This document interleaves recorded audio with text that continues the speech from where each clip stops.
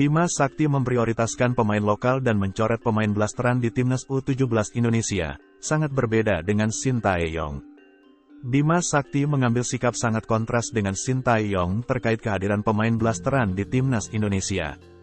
Saat ini, timnas U17 Indonesia dalam babak final mempersiapkan diri menuju Piala Dunia U17 tahun 2023 yang akan digelar di negeri sendiri.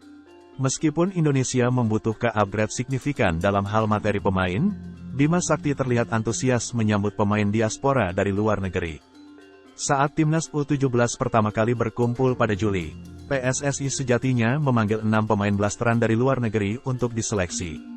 6 pemain tersebut meliputi Welber Jardim, Madrid Augusta, Mahesa Ekayanto, Stavan Kabil, Aaron Suitela, dan Aaron Nathan-Ang.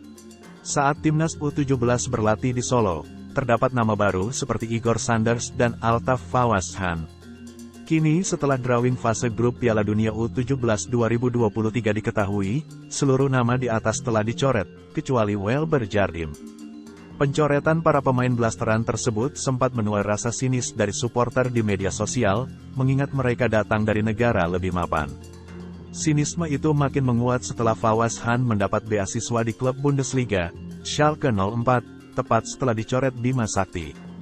Bima memang sejak awal menekankan akan memprioritaskan pemain binaan sepak bola lokal dalam membangun timnas U17. Dari awal saya sudah mengatakan kalau kualitasnya sama, saya akan memilih pemain kami, ucap Bima. Mending kami pilih pemain yang sudah dididik di SSB dan Akademi di Indonesia, terangnya. Sikap tersebut sangat berbeda dengan Shin Tae-yong, yang menuntut timnas Indonesia harus diperkuat pemain blasteran untuk ajang internasional. Semasa membesut timnas U20 demi Piala Dunia U20, Shin Tae-yong meminta PSSI menaturalisasi Elkan Bagnot, Justin Hubner, Ivar Jenner, dan Rafael Struijk.